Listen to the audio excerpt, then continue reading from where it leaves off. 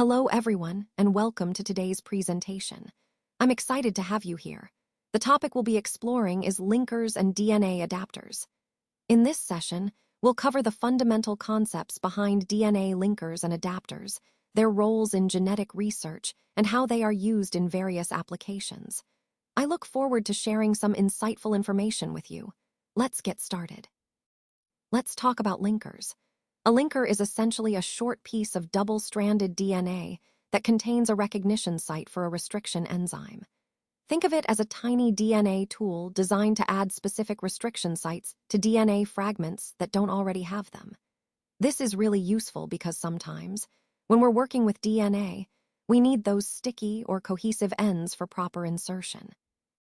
In terms of how they work during ligation, linkers are blunt-ended, which means they have no overhangs. This allows them to be ligated to any blunt-ended DNA fragment without much fuss. Once the linker is attached, we can then digest the DNA with the appropriate restriction enzyme. This digestion creates sticky ends, those overhangs that make the subsequent insertion into vectors much more efficient and directional. So, the key takeaway here is that linkers help us introduce restriction sites into DNA fragments that lack them, enabling precise and directional cloning. This step is crucial in genetic engineering because it gives us control over where and how our DNA inserts into vectors, aligning perfectly with our overall goal of manipulating DNA in a targeted way. Now, let's talk about linkers. Linkers are chemically synthesized double-stranded DNA oligonucleotides, which means they are man-made pieces of DNA designed specifically for certain purposes. These linkers are quite versatile because they possess restriction enzyme cleavage sites, allowing us to cut them at precise locations using specific enzymes. This feature is incredibly useful in molecular cloning. They can also be ligated, or joined, to blunt ends of any DNA molecule, making them adaptable tools for connecting different DNA fragments. Additionally, when we cut DNA with particular restriction enzymes, we produce fragments with sticky ends. These are overhangs that can easily pair with complementary sequences. Understanding how linkers work helps us manipulate DNA more efficiently, which is a key part of genetic engineering and molecular biology techniques. These properties of linkers really enhance our ability to assemble and modify DNA sequences in a controlled way, fitting into the larger theme of how we can precisely engineer genetic material. Now, let's talk about linkers. Linkers are DNA sequences that contain one or more restriction sites, which are specific sequences recognized and cut by restriction enzymes like EcoRI, Hind III, BAM-HI, and others. These restriction sites are essential because they allow us to cut DNA at precise locations. One important feature of linkers is that they have blunt ends. Blunt ends mean that there are no overhanging bases. The DNA ends are straight cuts. This is significant because it simplifies the ligation process, making it more straightforward to attach the linker to other DNA fragments. Speaking of attachment, we use DNA ligase to ligate, or join, these linkers to the blunt ends of DNA. DNA ligase acts like molecular glue, sealing the nicks and forming a stable bond. Another key point is that linkers can be ligated to both ends of foreign DNA. This flexibility allows us to prepare DNA fragments for cloning or other genetic manipulations more efficiently. Overall, linkers are fundamental tools in recombinant DNA technology, enabling precise cutting and ligation of DNA fragments, which is essential for genetic engineering and molecular cloning projects. This slide doesn't contain enough information. That's why we're moving to the next slide. This slide doesn't contain enough information. That's why we're moving to the next slide. Today, I want to talk about BAM-HI linkers. These are specific sequences in DNA that play a vital role in genetic research and molecular cloning. BAM-HI is a restriction enzyme that recognizes a particular nucleotide sequence, which is GGATCC. When it encounters this sequence, it cuts between the G and G, creating sticky ends. These sticky ends are incredibly useful because they allow us to easily ligate DNA fragments together. In essence, BAM-HI linkers help us manipulate DNA more precisely and efficiently. They are a key tool in genetic engineering, enabling us to insert or delete genes with high accuracy. Understanding how BAM-HI works and how to use its linkers effectively ties into the broader theme of mastering genetic tools for innovation and discovery. Linker molecules play a crucial role in molecular cloning, especially when we're trying to attach a gene of interest to a vector. Essentially, they act as bridges, ligating the end of the gene to the cohesive end of the vector. What's really useful is that these linkers can be attached to both ends of the foreign gene, which makes the process much more efficient. When we incorporate these linkers into a vector that's been cut with the same restriction enzyme, it ensures compatibility and precision.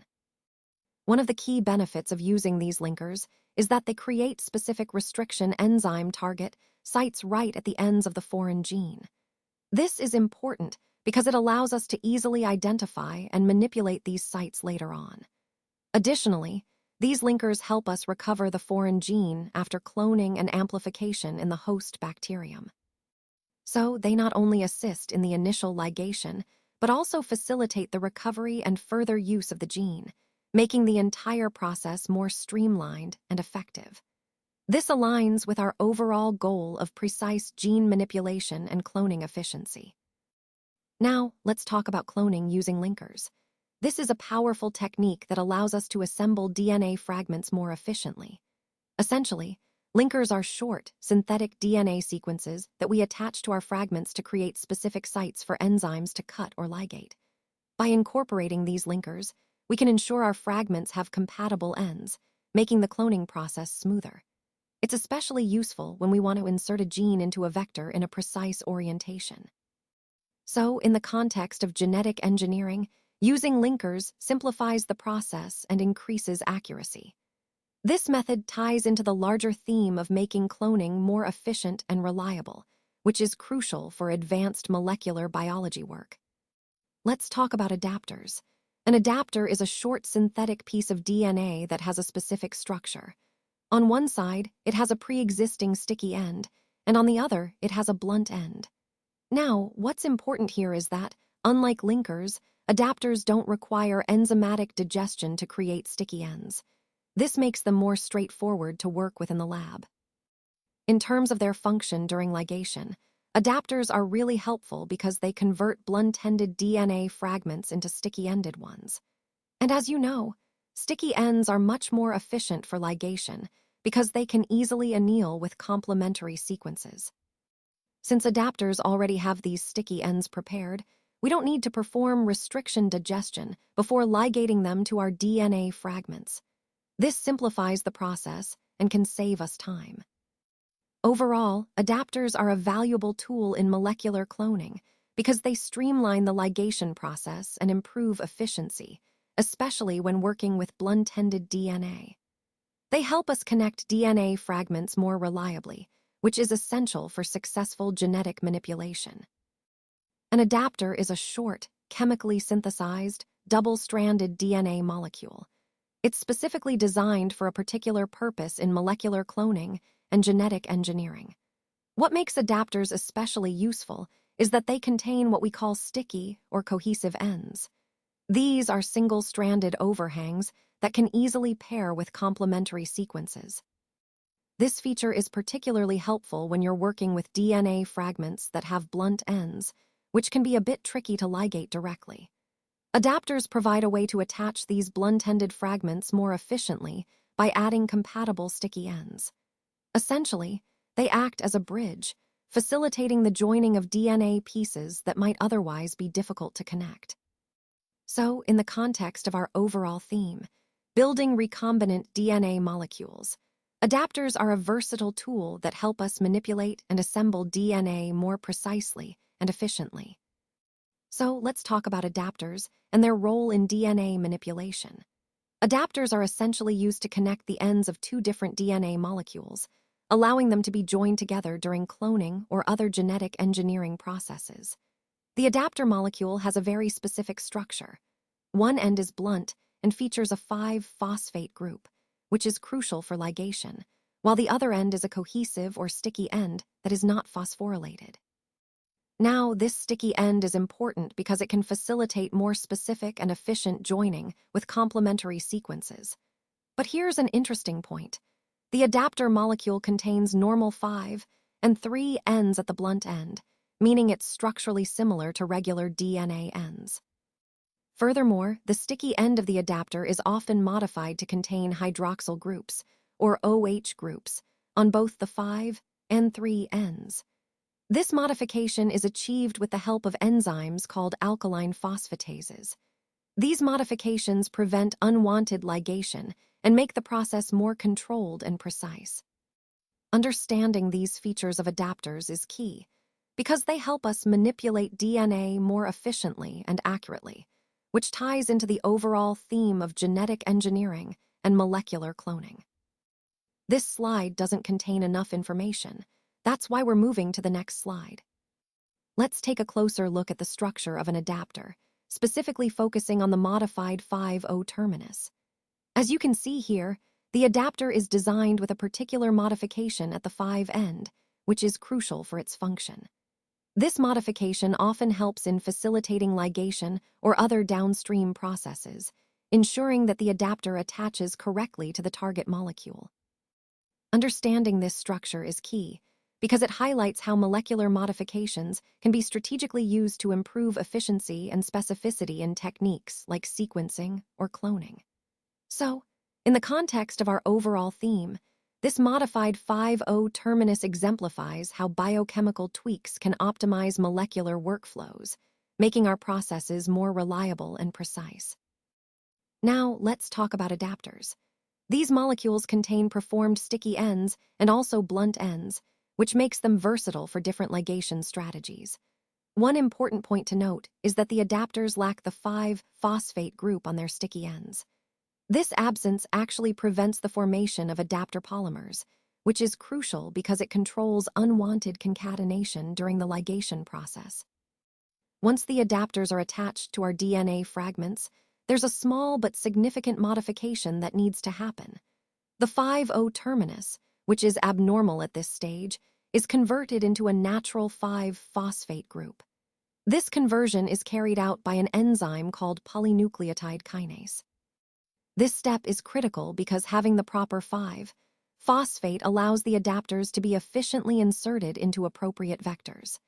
Essentially, these properly prepared adapters with sticky ends make the integration into vectors much more straightforward and reliable. So, in the context of our overall cloning strategy, these adapters serve as vital connectors, and understanding their modification ensures we can effectively move from fragment preparation to successful insertion into vectors. Now, let's look at how we can convert blunt ends into sticky ends through the attachment of adapters. This is a crucial step in molecular cloning, because blunt ends are often less efficient for ligation compared to sticky ends. So, by attaching adapters, short, synthetic double-stranded DNA fragments, we can create sticky ends that are more complementary and easier to join with other DNA pieces.